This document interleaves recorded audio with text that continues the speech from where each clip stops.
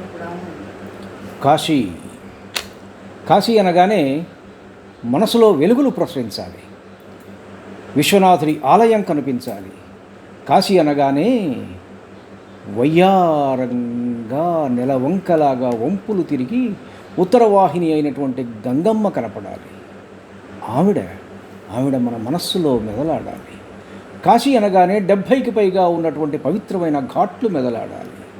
హరిశ్చంద్ర ఘాట్, మణికర్ణికా ఘాట్, కేదారేశ్వర ఘాట్. ఎన్ని ఘాట్లు! ఇన్ని ఘాట్లు కనపడాలి. కాశీ అంటే విశ్వనాథుడు, కాశీ అంటే విశాలాక్షి, కాశీ అంటే అన్నపూర్ణమ్మ. ఇంతమంది కనపడాలి కాశీ అంటే. కానీ మన దర్శకుడు ఎవరికో కవేళ కనపడ్డదట. పశుపతి నివాస స్థానమైనటువంటి కాశీలో పశువులను వధించేటువంటి కవేళ కనపడ్డదట. ప్రేక్షకులకు అక్కడ పశువధశాల చూపించాలి అని అనుకున్నాడు మన దర్శకుడు. అది మన ధర్మాన్ని అవమానించడం కాదు. డయానా ఎల్ ఇక్ అనే ఒక హార్వర్డ్ ప్రొఫెసర్ గారు రాసినటువంటి బెనారస్ సిటీ ఆఫ్ లైట్స్ అనే పుస్తకం మొదటి పేజీలోనే ఇలా ఉంటుంది. There is a little in the world to compare with the Splendor of Banaras, the city of lights. వెలుగుల నగరం అట అది. ఏ వెలుగులు అని ప్రశ్నిస్తే అవి ఆధ్యాత్మిక వెలుగులు.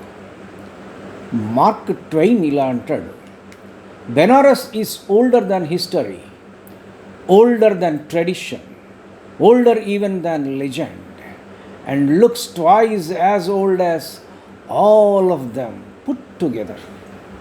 విదేశీయులకు అలా కనిపిస్తే మరి ఇక్కడ పుట్టి ఈ మట్టి మీద పెరిగి ఇక్కడ శ్వాసిస్తున్నటువంటి మన దర్శకులు కాశీని ఎలా చూపాలి?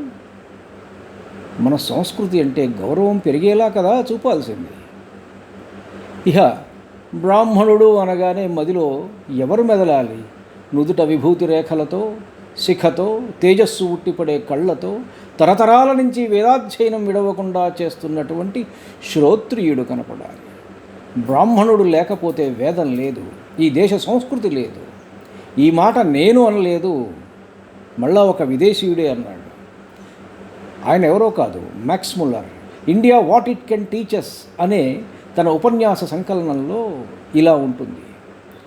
Every manuscript of Rigveda were lost, if every manuscript of Rigveda were lost, we should be able to recover the whole of it from the memory of Shrotriyas in India.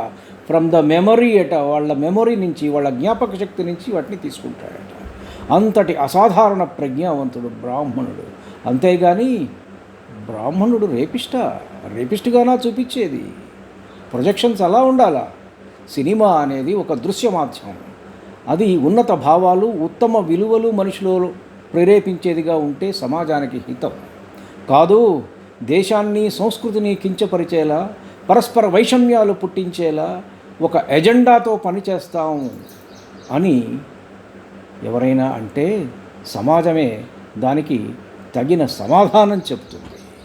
ధన్యుణ్ణి. నమస్కారం.